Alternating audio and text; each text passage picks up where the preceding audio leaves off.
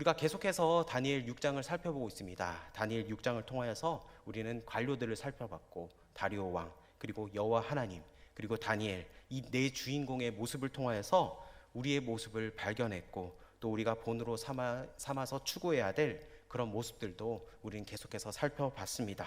그리고 오늘 마지막으로 이제 다니엘, 이 다니엘이 끝까지 흔들리지 않고 붙들었던 그 기도를 한번 정리해 보면서 우리의 삶 속에서 한번 좀 적용해 보기를 원합니다.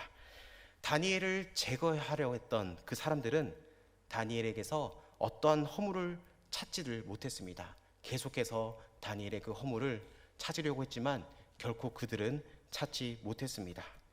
그들은 왜 그러면 다니엘에게서 그런 허물을 찾으려 했던 겁니까?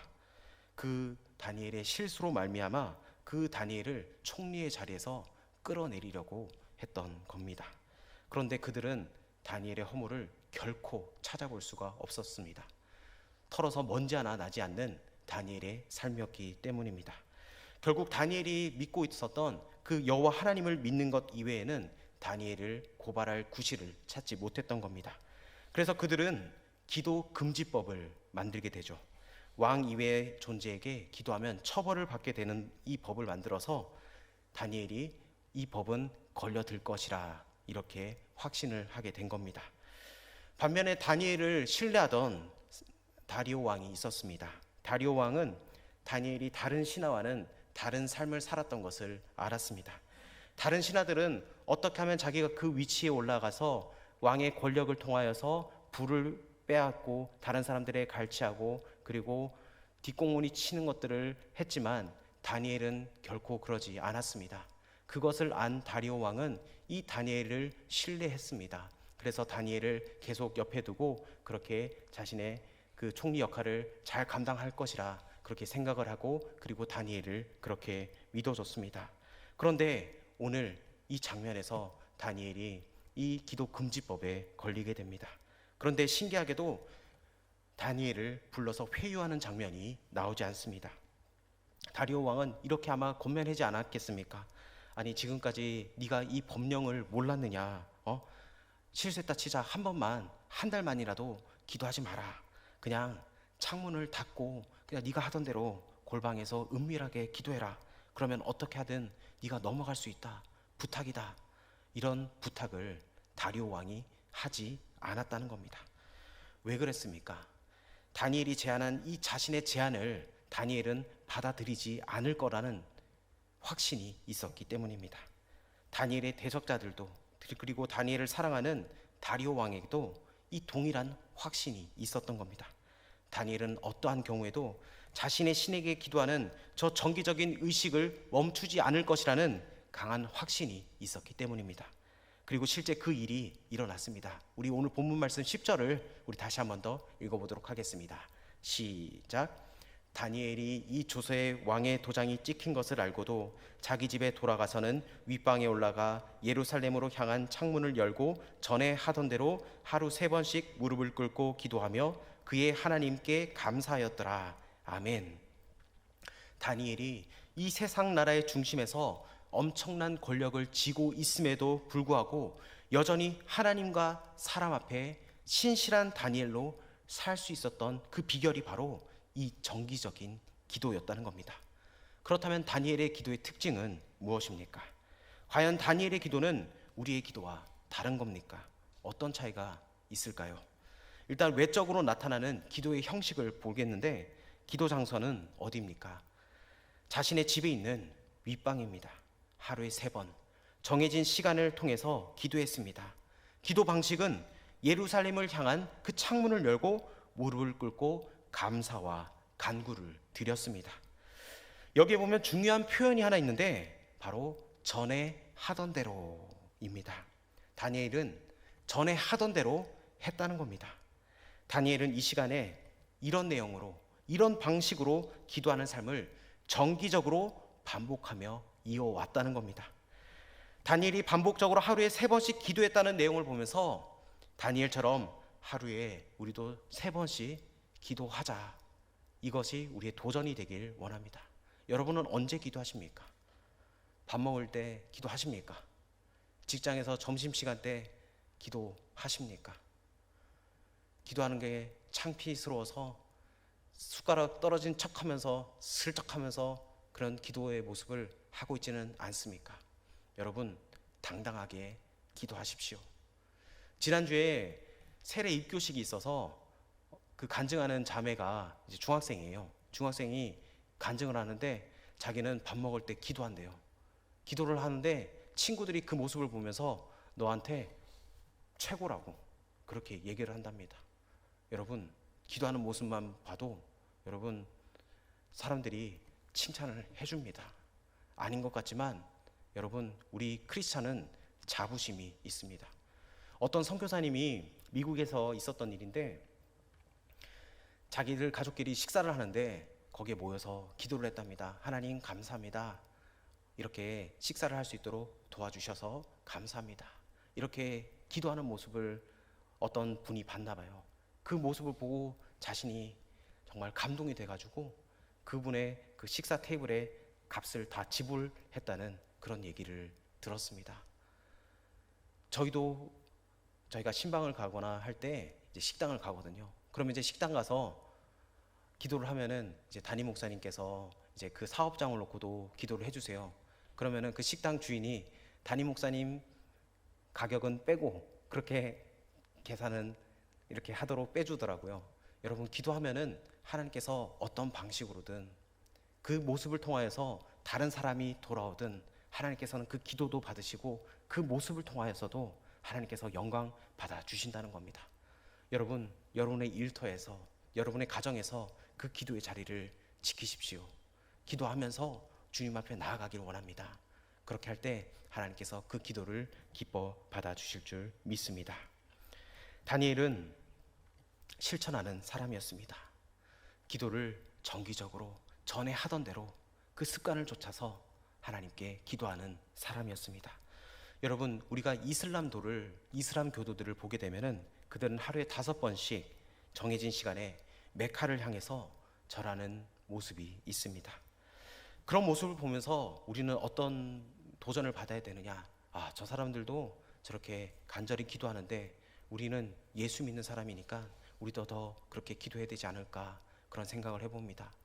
요즘 서울이나 수도권에 가면은 백화점이나 관공서에 가면은 이제 기도룸이 있습니다. 근데 그 기도룸이 예수 믿는 사람들을 위한 것이 아니라 그 이슬람 사람들을 위해서 그렇게 메카를 향해서 기도할 수 있도록 그런 기도룸을 만들어 주고 있습니다. 여러분, 그 모습을 보면서 우리는 깨달아야 됩니다. 우리도 하나님 앞에 기도하고 하나님께 더 나아가야 된다는 겁니다.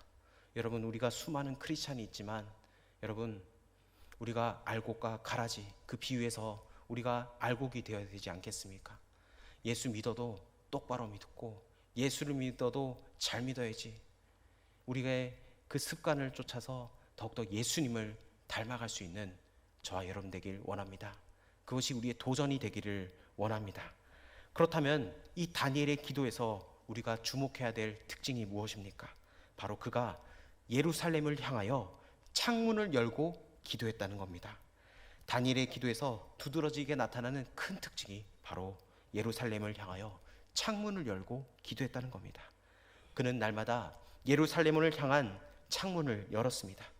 만약 그 창문을 닫았다면 다니엘이 왕의 명령을 어기고 기도했다는 사실을 알 사람이 없었을 겁니다.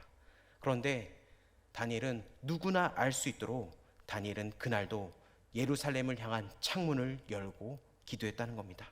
그러면 왜 그는 이렇게 창문을 열고 기도했던 겁니까? 열왕기상 8장에 보면 성전 낙성식에서 솔로몬이 올려졌던 그 기도의 내용이 있었기 때문입니다. 우리 열왕기상 8장 46절부터 50절까지를 우리 자막을 통해서 함께 읽어보도록 하겠습니다. 시작.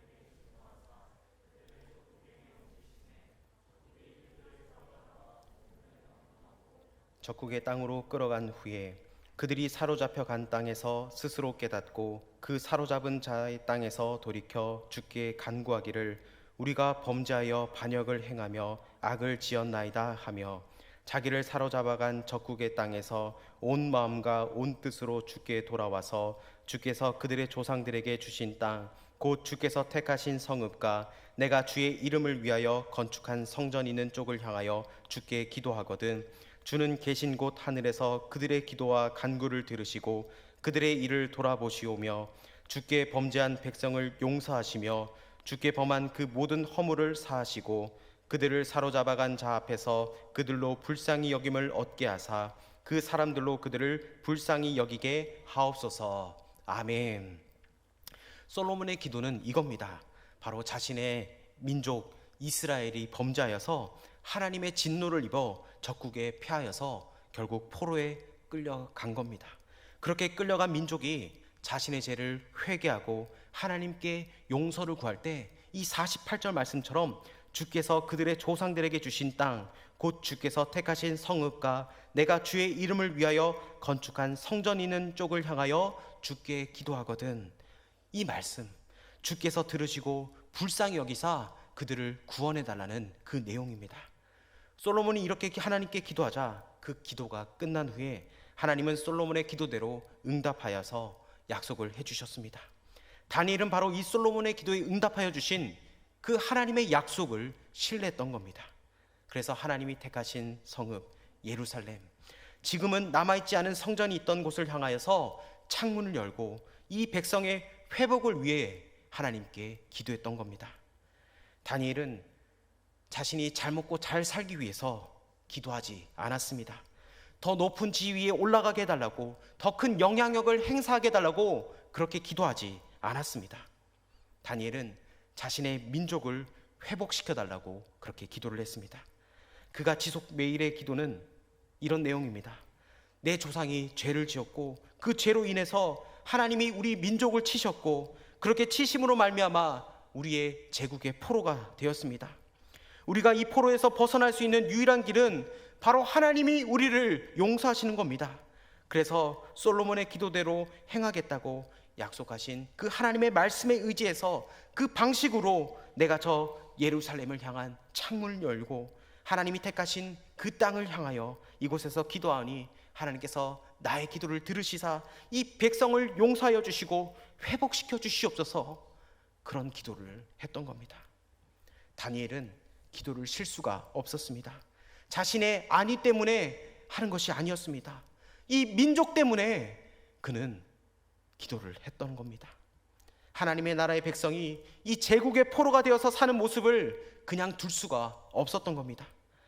다행히 하나님은 이스라엘 민족이 이런 상황에서 처할 것임을 아셨기 때문에 회복하는 방법을 또한 알려주셨습니다. 예루살렘을 바라보면서 성전을 향해 손을 들고 기도하는 모습입니다.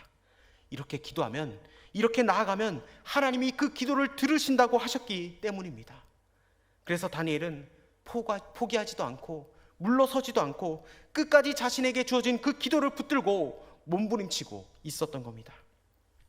사랑하는 여러분, 우리도 우리의 문제를 뛰어넘어서 이 나라와 이 민족을 놓고 그리고 이 열방을 향해 우리는 기도해야 될 줄 믿습니다. 하나님, 이 나라, 이 민족을 주님께서 불쌍히 여겨주시고 제가 주님을 향한 기도를 드리오니 주님 신실하게 응답하여 주시옵소서. 전에 하던 대로 기도한 이 다니엘처럼 습관을 좇아 기도하면서 나아갈 수 있는 저와 여러분 되길 주님의 이름으로 축복합니다. 다니엘이 기도를 멈출 수 없었던 이유가 또 하나 있습니다. 바로 기한이 차고 있었기 때문입니다. 하나님이 선지자들을 통해서 말씀하신 그 기한이 다가옵니다. 하나님이 매를 들어서 이스라엘을 치시겠다고 했던 그 기간이 이제 끝나가고 있었습니다. 예레미야 29장 10절과 11절은 이렇게 말씀입니다. 우리 다 같이 한번 읽어보도록 하겠습니다. 시작. 여호와께서 이와 같이 말씀하시니라. 바벨론에서 70년이 차면 내가 너희를 돌보고 나의 선한 말을 너희에게 성취하여 너희를 이곳으로 돌아오게 하리라. 여호와의 말씀이니라. 너희를 향한 나의 생각을 내가 아나니 평안이요 재앙이 아니니라. 너희에게 미래와 희망을 주는 것이니라. 아멘. 바벨론의 포로가 된 지 70년이 되면 이스라엘을 그 상황에서 꺼내겠다고 우리 주님이 말씀하셨습니다. 예루살렘이 느부갓네살에 의해 함락되었던 그 시대, 청소년이었던 다니엘이 바벨론의 포로로 끌려왔습니다. 그리고 긴 시간이 지났습니다. 다니엘 주변의 사람들이 대부분 죽었습니다.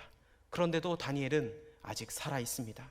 그리고 여전히 이 제국에서 중요한 직책을 맡고 있습니다. 그러던 어느 날 다니엘이 알게 된 겁니다. 이제 그 약속가진 70년이 얼마 남지 않았다는 겁니다. 처음에는 까마득한 이야기인 줄 알았습니다. 70년이 오기는 올까 그런 생각을 했습니다. 그런데 어느덧 그 70년이 다가오고 있는 겁니다. 예레미야 선지자의 그 예언에 따르면 이 70년이 차면 하나님이 이스라엘을 꺼내주겠다고 약속하셨습니다. 그런데 단 조건을 하나 거셨습니다. 우리 예레미야 29장 12절과 13절을 우리 한번 읽어보도록 하겠습니다. 시작. 너희가 내게 부르짖으며 내게 와서 기도하면 내가 너희들의 기도를 들을 것이요 너희가 온 마음으로 나를 구하면 나를 찾을 것이요 나를 만나리라. 아멘. 이 70년 심판이 70년으로 끝나기 위해서 필요한 조건은 바로 하나님 나라 백성이 하나님 나라를 구원을 구하면서 부르짖으며 기도하는 거였습니다. 다니엘이 기도를 쉴 수 없었던 이유가 바로 여기에 있습니다. 그는 하나님이 약속하신 그 말씀이 성취되기를 기다리던 사람이었습니다. 그리고 약속이 성취되기 이전에 자신이 해야 될 일은 바로 기도인 것을 알았던 겁니다. 그래서 그는 하루에 3번 정한 시간, 정한 장소에서 예루살렘 성전을 향하여 손을 들고 기도한 겁니다. 그리고 그 기도는 어떻게 되었습니까? 그 기도는 응답되었다는 겁니다. 하나님의 약속을 믿고 신실하게 기도했던 다니엘과 이 다니엘의 기도를 들으시고 신실하게 일하시는 하나님이 이루신 그 이스라엘의 1차 포로 기한이 다가온 겁니다. 다니엘은 하나님이 약속하신 시간에 오고 있음을 직감했습니다. 그리고 그 시간에 하나님이 약속하신 그 일이 성취되기 위해서는 바로 하나님의 백성의 기도가 필요했음을 알고 있었습니다. 그래서 그는 하나님이 자신의 민족에게 이미 알리신 그 기도 방법으로 시간을 정하여서 하나님께 부르짖기 시작했습니다. 그것이 습관이 되었고 그것이 삶이 되었고 그 누구도 무엇도 바꿀 수 없는 그 법이 되었다는 겁니다. 그리고 그렇게 완전한 기도의 삶이 되어 있는 그 하나님의 사람을 통해서 하나님의 역사가 눈앞에 보여지는 실제가 되어 버린 겁니다. 사랑하는 여러분, 우리는 하나님의 약속을 기대하길 원합니다. 하나님께서 여러분을 향한 그 기대하심, 여러분을 향한 그 꿈, 비전, 여러분 하나님께 기도하십시오. 너희가 온 마음을 다하여 나를 찾으면 내가 너희를 만나주리라. 우리 하나님께서 여러분에게 말씀하십니다. 우리의 기도를 들으시고 신실하게 응답하실 그 주님을 바라보며 나아가는 저와 여러분 되길 원합니다. 우리가 하나님을 찾고 구하면 하나님의 때가 되면 반드시 응답해 주십니다. 2015년에 상영된 영화 암살, 여러분 기억하십니까? 독립군이었다가 변절하여서 그 동료를 일본에 팔아넘기고 자신은 경찰 고위 간부가 되어서 호의호식하던 그 염석진, 이 염석진이 광복 후에 자신의 그 친일 행위를 판결하는 그 재판정에서 증거 불충분으로 풀려났습니다. 그리고 그날 이 배신자를 처단하기 위해 온 그 동료를 만나게 됩니다. 그들이 염석진에게 묻습니다. 우리 사진 하나 보여줄까요? 잘 보이나요? 안 보이죠? 왜 동지를 팔았나? 염석진이 대답합니다. 몰랐으니까, 해방될지 몰랐으니까, 알면 내가 그랬겠나. 염석진은 나라가 해방될 것을 몰랐습니다. 해방이 이루어지지 않을 것이라 그는 생각했습니다.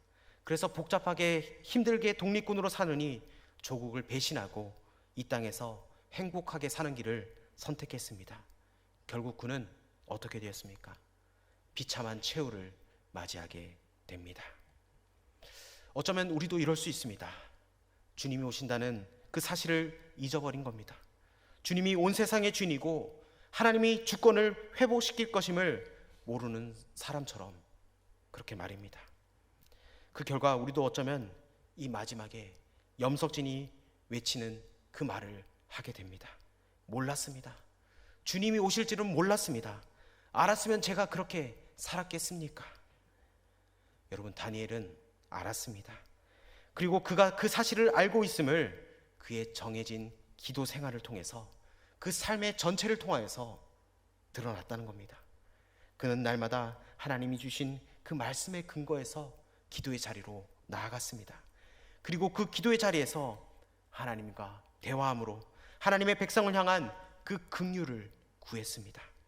하루하루 약속하신 그 시간이 다가왔고 다니엘의 기도도 깊어졌습니다. 다니엘이 세상을 살 때 다른 삶을 살았던 비결은 이겁니다. 주님이 오심을 알았던 겁니다. 그저 안 것이 아니라 자신의 전 존재를 통하여서 알고 있었고 그것을 매일의 기도로서 증명해 나갔습니다. 주가 오심을 아는 삶은 바로 세상과의 방식과 다르다는 겁니다. 똑같을 수가 없다는 겁니다.